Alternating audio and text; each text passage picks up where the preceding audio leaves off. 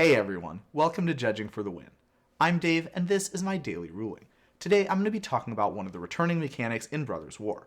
And I bet a lot of you probably didn't even realize this mechanic was in Brothers War, because it's actually not in the main set, it's in the Commander Adjunct set.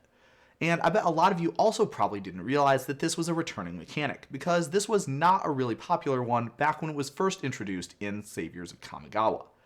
Now, the one that I'm talking about is Artifact Offering as seen on Blast-Furnace Hellkite. And the question is, does this mechanic work at all? So if we take a look at the reminder text on the mechanic, it seems pretty straightforward what this mechanic is trying to do. You sacrifice an artifact as an additional cost to cast this spell, and if you do that, then you would be able to pay some amount less mana based on what the artifact's mana value was. And you also would be able to play that spell as an instant. So at first this seems a-okay, but is it really? If you've been a fan of my channel for a while, you probably already know that anytime you're casting a spell in a game of Magic, that means that you have to follow a specific set of steps in an order. Now, one of those steps would be the step where you calculate the value of the cost that you're going to have to pay in order to play the spell. And the next step is for you to actually physically pay that cost. And okay, that sounds reasonable enough, right? I mean, how could you actually pay the cost unless you knew what the cost was supposed to be? But if we think about that in the context of the offering mechanic, it seems a little bit weird. Because the offering mechanic gives you a discount on the cost that you have to pay, but it bases that discount on the creature that you sacrifice as an additional cost. So we've got this kind of weird catch-22 situation where we don't know how much the cost should be until after we sacrifice something that we're using to pay the cost. So that's the question. The question is, does the offering mechanic work as intended? And if so, what machinery is necessary in order to make that work? Alright, so fortunately for everyone, this mechanic actually does work 100% the way that it's supposed to do. However, it's not immediately obvious how it was accomplished. After all, that concern that I said in the beginning of the episode is a very valid one, and we're going to need to explain how we have this situation and resolve it in a way that makes sense to everybody. So I'll do my best in order to do that right now. Okay, so the first thing that I want to do here is go to the comprehensive rules and take a look at the entry for offering. And I know a lot of people are probably making fun of me right now because I say to do this so often. But this is one of those situations where it really makes sense and it really underscores the importance for doing this. That's because if you take a look at the reminder text, it's not really sufficient to explain exactly what's going on here. It does a good job of colloquially reminding people what's going on. But if we need 100% technically accurate explanations, there's only one place to get those, and that's in the comprehensive rules.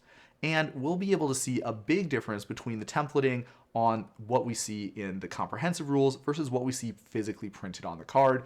And that's going to do a lot to explain exactly how this offering mechanic is able to work. So here is the rule that describes exactly what offering specifically means when you see it on a card.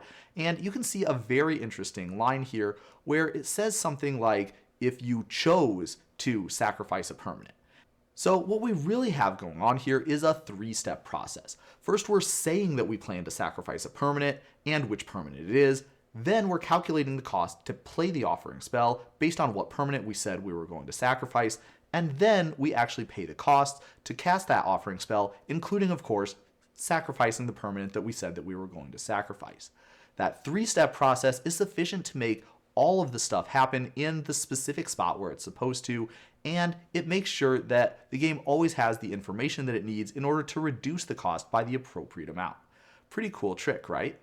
If you're curious, this is exactly how the kicker mechanic works, and this is the reason why kicker spells that change what sort of targets that they need based on whether or not the kicker cost was paid can function at all. The game asks you whether you're playing the card with kicker, and after that, it asks you what the targets are, and then after that, you actually pay the cost, including the part where you would have to pay the additional kicker cost if that's what you said you were doing at the beginning of that process. Okay, so now that we've got that sorted out, you might have wondered one more thing if you were a really astute viewer. That being, hey, that thing where you can play the spell at instant speed. That might be a little bit concerning too, right? I mean, how would the game know that you're planning to pay the offering cost before you start casting the spell? And that is in fact a very valid concern as well. If you want to cast a spell in a game of Magic, there needs to be something in the game or in the game rules that allows you to cast the spell, giving you permission to start the process. And there can be nothing that prohibits you from starting that process. So if we were to take a look at the offering mechanic, that looks a little bit weird. When we initially start the process of casting an offering spell, the game doesn't know whether we have the intention of playing that card with offering or not. And so that means it's really hard for us to say that there would be something in the game giving us permission to cast the spell as an instant if we were trying to cast it in some spot where we wouldn't normally be able to cast a sorcery. So how do we resolve this conundrum? And fortunately, the answer is really straightforward, which is this rule here. It says that if an effect is potentially going to let us cast a spell as though it had flash, based on whether or not an additional cost was paid, then we are specifically allowed by this rule to begin to cast that spell as though it does have flash. And so that's the way that we're able to make this part of the offering mechanic work. So again, every part of offering works 100% the way that it was intended to. Very nice. Alright, so now that we've got all of that straightened out, there were a couple of other things related to this mechanic that I wanted to go over. Specifically, how it would function with some special kinds of artifacts that you might be playing. For example, here's one that says all of the red spells you cast cost 1 less. So if we were going to offer the Ruby Medallion to the Blast-Furnace Hellkite, what do you think? Would it cost 2 less to cast or 3? And in order to answer this question, we're going to look at that step sequence that we talked about earlier. So first of all, we're going to say that we're going to offer the Ruby Medallion. Then we're going to calculate the cost to cast that spell. And remember, at the time when we're doing this, we haven't physically sacrificed the Ruby Medallion yet. And so what that means is that the game is going to see it cost 1 less because Ruby Medallion is in play, and then it's going to cost 2 additional less because we're offering an artifact that has 2 mana value. And so it's going to cost 3 less than it normally would to cast. And then after that, we're actually going to physically pay that cost by sacrificing the Ruby Medallion and paying the appropriate amount of mana. Now, it turns out that after we do that, the Ruby Medallion is not going to be in play anymore. So the game is not going to care about that one bit, because when we calculate the cost, one part of that step is to lock the cost in, and afterwards it won't change. And so that means that the game is not going to try to retroactively make you pay 1 more, because it sees that one of the things that was discounting the cost of this spell has now vanished. Okay, so that's 1 point in favor of the good guys. Let's take a look at this next situation here, where we have a grid monitor. Grid monitor says we cannot cast creature spells. So what do you think? If we were to offer the grid monitor as part of the process of casting this creature spell, would we be able to get the Hellkite through? Okay, so the answer to this one is unfortunately no, we cannot. And the reason goes back to what we were talking about before with the can you play it at instant speed, why or why not situation. And the reasoning is the same. We have this thing in the game that specifically says we cannot cast creature spells. And in order to cast a spell, there has to be no effects out there that prohibit you from casting that spell.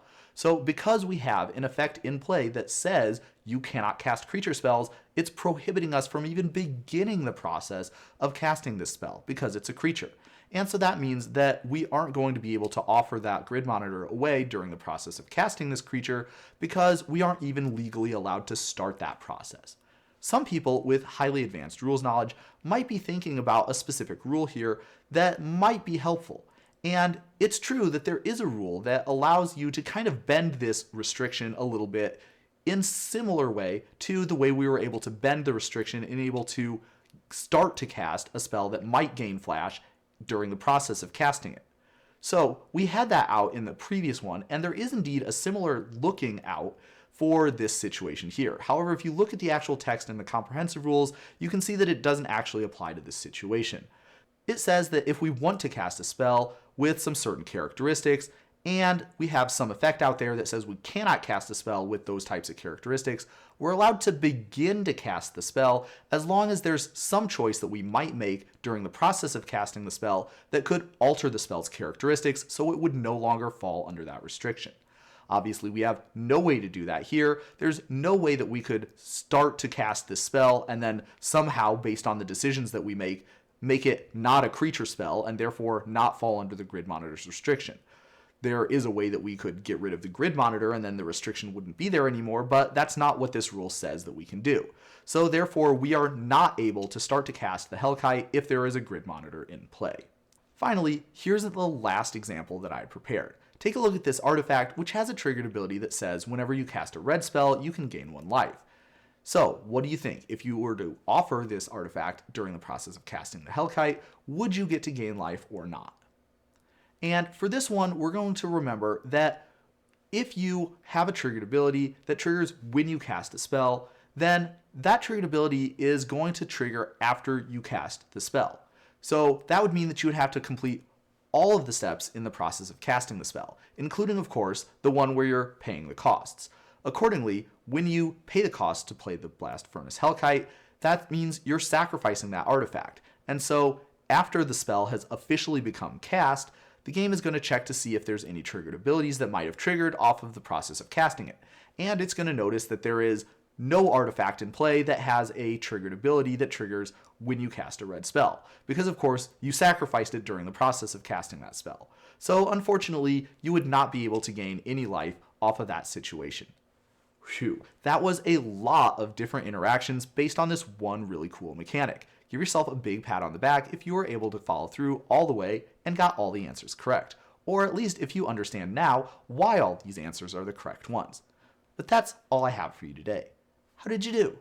Join me again next time for another daily ruling. But until then, I hope you have a great day.